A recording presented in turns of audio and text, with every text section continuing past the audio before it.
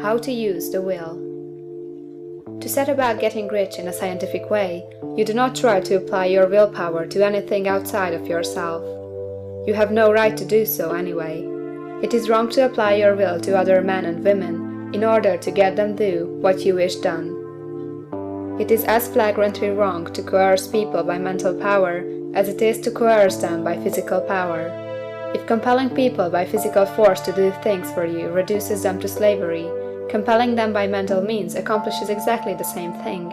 The only difference is in methods.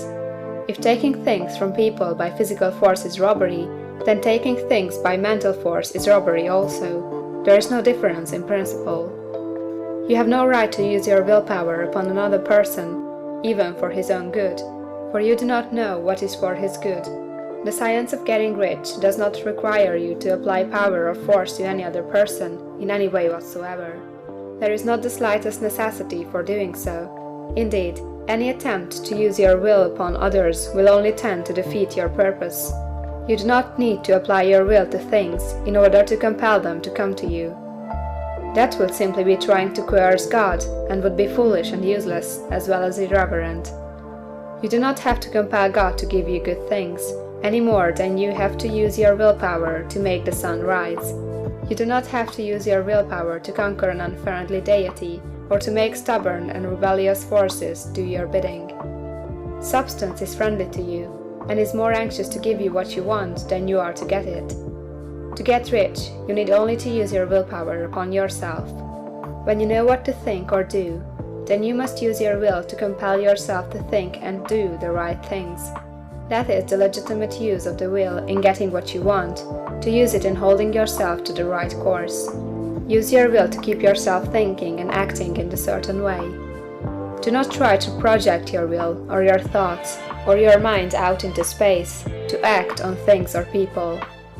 Keep your mind at home. It can accomplish more there than elsewhere.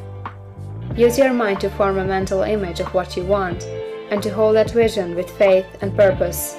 And use your will to keep your mind working in the right way.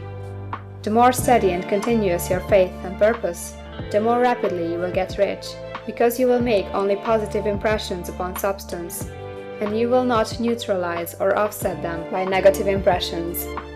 The picture of your desires, held with faith and purpose, is taken up by the formless, and permits it to great distances throughout the universe for all I know. As this impression spreads, all things are set moving toward its realization. Every living thing, every inanimate thing, and the things yet uncreated, are stirred toward bringing into being that which you want. All force begins to be exerted in that direction. All things begin to move toward you. The minds of people, everywhere, are influenced toward doing the things necessary to the fulfilling of your desires, and they work for you unconsciously. But you can check all this by starting a negative impression in the formless substance. Doubt or unbelief is as certain to start a movement away from you as faith and purpose are to start one toward you. It is by not understanding this that most people who try to make use of mental science in getting rich make their failure. Every hour and moment you spend in giving heed to doubts and fears, every hour you spend in worry, every hour in which your soul is possessed by unbelief, sets a current away from you in the whole domain of intelligent substance. All the promises are unto them that believe, and unto them only. Notice how insistent Jesus was upon his point of belief, and now you know the reason why. Since belief is all important, it behooves you to guard your thoughts, and as your beliefs will be shaped in a very great extent by the things you observe and think about, it is important that you should command your attention. And here the will comes into use. For it is by your will that you determine upon what things your attention shall be fixed. If you want to become rich, you must not make a study of poverty. Things are not brought into being by thinking about their opposites. Health is never to be attained by studying disease and thinking about disease. Righteousness is not to be promoted by studying sin and thinking about sin. And no one ever got rich by studying poverty and thinking about poverty. Medicine as a science of disease has increased disease. Religion as science of sin has promoted sin, and economics as a study of poverty will fill the world with wretchedness and want. Do not talk about poverty, do not investigate it or concern yourself with it. Never mind what its causes are. You have nothing to do with them. What concerns you is the cure. Do not spend your time in charitable work or charity movements. All charity only tends to perpetuate the wretchedness it aims to eradicate. I do not say that you should be hard-hearted or unkind and refuse to hear the cry of need. But you must not try to eradicate poverty in any of the conventional ways. Put poverty behind you, and put all that pertains to it behind you and make good. Get rich, that is the best way you can help the poor. And you cannot hold the mental image which is to make you rich if you fill your mind with pictures of poverty. Do not read books or papers which give you circumstantial accounts of the wretchedness of the tenement dwellers, of the horrors of child labor, and so on. Do not read anything which fills your mind with gloomy images of want and suffering.